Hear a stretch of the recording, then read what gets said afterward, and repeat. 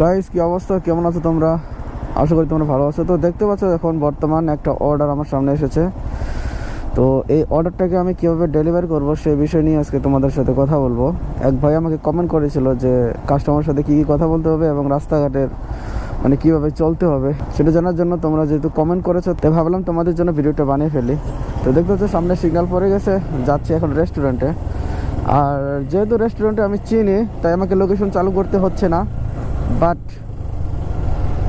তবুও তোমাদেরকে আরেকবার বলে রাখি যে লোকেশনটা আসলে তোমরা কীভাবে চালু করবে। তোমরা দেখতে পাচ্ছ এখানে নেভিগেট। তো প্রথমের যে ভিডিওটা ছিল সেই ভিডিওতে আমার দাদু সামনে আছে, দাদুর সাথে একটু কথা বলি। এ হচ্ছে আমাদের কোম্পানির দাদু। আর লাগলো এখনই একটা এখনই লাগলো।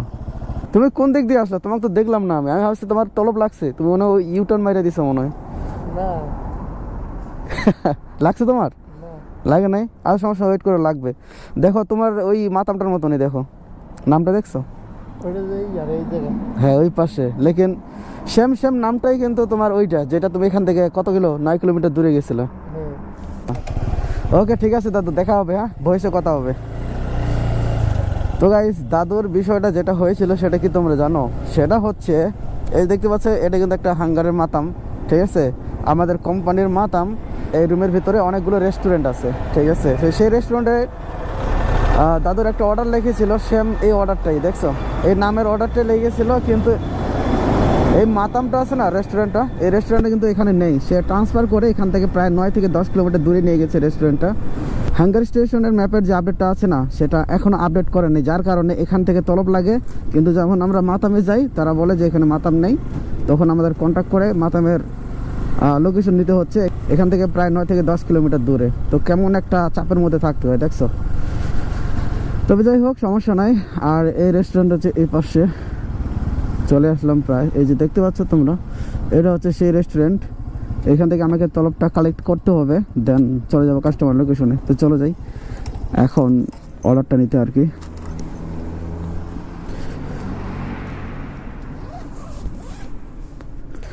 আর অর্ডারের যে নাম্বারটা বলতে হবে সেটা হচ্ছে এই যে লাস্ট 4টা নাম্বার অথবা 3টা নাম্বার বললে হয়। Hello boss, how are you? Fine there? Okay. Hello মুদির। হ্যাঁ ভাই ব্লগার। ভালো আছেন না? মিয়া মিয়া মুদির انت كويس؟ ايوه ليش ما في كويس؟ ليش مشكلة؟ هذا بنغالي مية مية. هذا نمبر 441. পেজের নাম হচ্ছে অনলি ওয়ান রাইডার। হ্যাঁ ভাই আজও সমস্যা নাই। আইও খালাস, শুকরান হাবিবি। তো গাইস আমার দাদু চলে এসেছে। কি দাদু তলব লাগছে? লাগেনি? লাগবো। তো এখন যেভাবে তোমরা এটা পিক আপ করবে সেটা করার জন্য দেখতে পাচ্ছ এটা হচ্ছে অর্ডার। আর পিক আপের জন্য জাস্ট কনফার্ম পিক আপ, দেন কনফার্ম পিক আপ। তো অর্ডারটা নিয়ে নিলাম, ঠিক আছে? চলে যাবে এখন কাস্টমারের লোকেশনে। তো কাস্টমার লোকেশন আমি চালু করে দিয়েছি এখন। ওকে দাদু গেলাম, দেখা হবে আবার। তো চলে যাচ্ছি এখন কাস্টমারের লোকেশনে। ওকে, তো একটা কথা বলে রাখি তোমাদের, আমি যেহেতু আজকে প্রথম পুরো সেট আপ করেছি ক্যামেরার, যার কারণে আমার জানি না যে আজকে ভয়েসটা কেমন আসবে। কারণ আজকে এটা ফার্স্ট ভিডিও, যেটা মাইক দিয়ে ডাইরেক্ট আর কি মাইক কানেক্ট করে ভিডিও বানাচ্ছি, যার কারণে আমি পুরোপুরি বুঝতে পারবো না এখন যে আসলে ভয়েসটা কেমন আসতেছে। তবে নেক্সট টাইম আমি আরও ভালো বেটার করার চেষ্টা করব। যদি এই পর্যন্ত যদি খারাপ হয়, তবে আমি আমার সম্পূর্ণ চেষ্টা দিয়েই আমার ক্যামেরা সেট আপটা করেছি। আশা করি ভিডিওটা মানে ভয়েসটা তেমন ভালো আসবে। তো চলো, সামনে যেহেতু রেড সিগন্যাল, এখানে একটু ব্রেক করতে হবে। রেড সিগন্যালে পার হতে পারবো না আমরা, ঠিক আছে? যখন গ্রিন পড়বে তখন যেতে পারবো। তো দেখতে পাচ্ছ গ্রিন সিগন্যাল পড়ে গেছে। আর তোমাদের তো বলা হয়নি লোকেশন, এখান থেকে কাস্টমারের লোকেশন প্রায় 3 কিলোমিটার আমাকে দেখাচ্ছে, 6 মিনিট লাগবে যেতে। তো দেখি কত মিনিট আসলে অ্যাকচুয়ালি লাগে।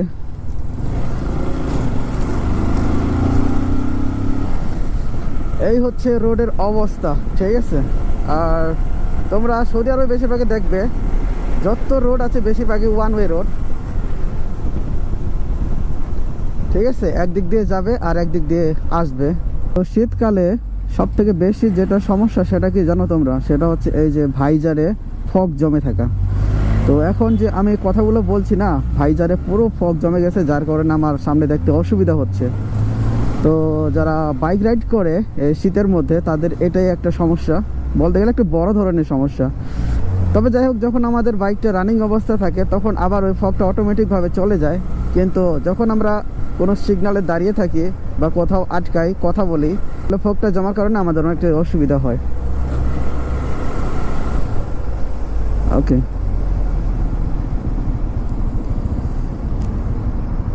ও ম্যান, যেহেতু সকালবেলা সবাই অফিসে যাচ্ছে তার কারণে অনেকটাই জ্যাম লেগে থাকে আর কি রাস্তার মধ্যে। তো আমাকে ওভারব্রিজ দিয়ে যেতে হবে, যার কারণে ইন্ডিকেটর দিয়ে দিলাম। তো অবশ্যই তোমরা ইন্ডিকেটর ইউজ করবে, না হলে কিন্তু সমস্যা হতে পারে। আর লুকিং গ্লাস তো লাজিম দেখতে হবে অবশ্যই।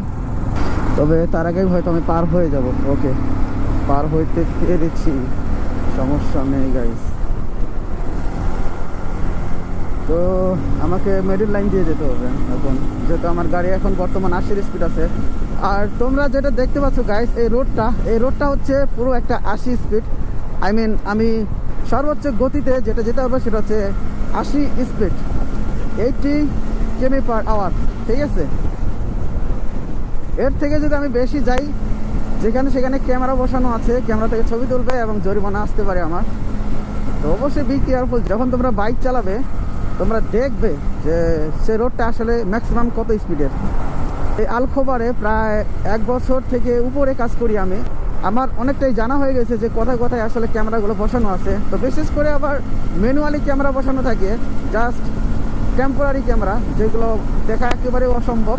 ওকে গাইস, আমাকে সম্পূর্ণ কেয়ারফুলিভাবে গাড়ি চালাতে হবে, কারণ একটা ভুলের কারণে সারা জীবনের কান্নায় আমি পড়তে চাই না।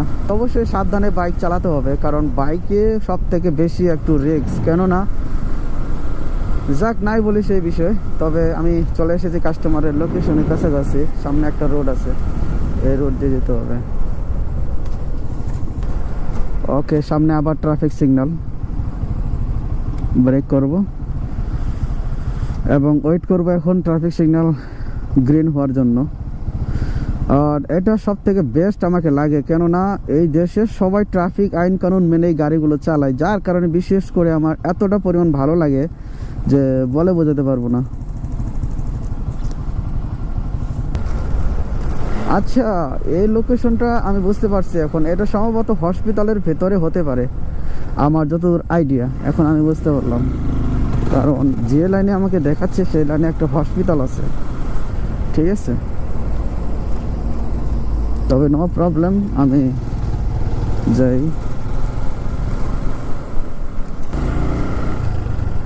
ও মেবি এখানে হতে পারে কাস্টমার লোকেশন। তো চলে আসলাম কাস্টমার লোকেশনে, এখন কল করব কাস্টমারকে।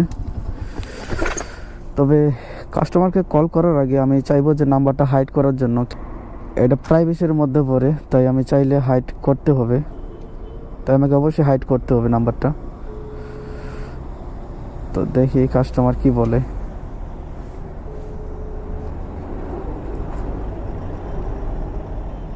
এটা হসপিটালের মেন গেট। তো good morning sir, hanger station. Okay sir. তো কাস্টমার আমাকে কিছু বললো না, কাস্টমার নিজে যেহেতু আসবে, যার কারণে আমাকে কিছু বলার লাগলো না, বা কাস্টমার কোনো ইনস্ট্রাকশনও দিল না যে কোথায় থাকতে হবে। সমস্যা নেই, যেহেতু কাস্টমার এখানে লোকেশন দিয়ে রেখেছে, তাহলে কাস্টমার এখানে অবশ্যই চলে আসবে। এখন তার জন্য আমাকে ওয়েট করতে হবে।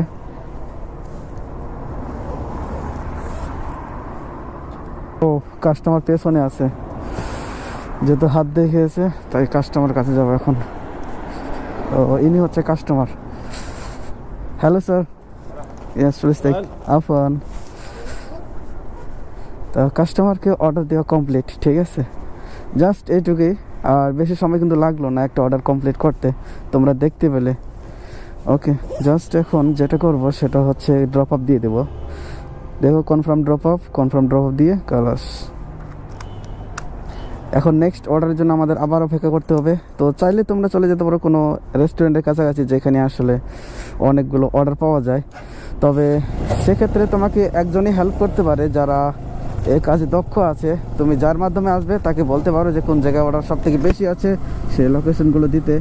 আর যখন তুমি একবার কাজ করা শুরু করে দিবে তখন তোমার আস্তে আস্তে সবগুলো প্র্যাকটিস হয়ে যাবে যে কোথায় গেলে তুমি অর্ডার পাবে বেশি। ওকে, তো আজকের ভিডিও এই পর্যন্তই। আশা করি তোমরা বুঝতে পেরেছো। দেখা হচ্ছে নেক্সট ব্লগে। ততক্ষণ সবাই ভালো থাকো।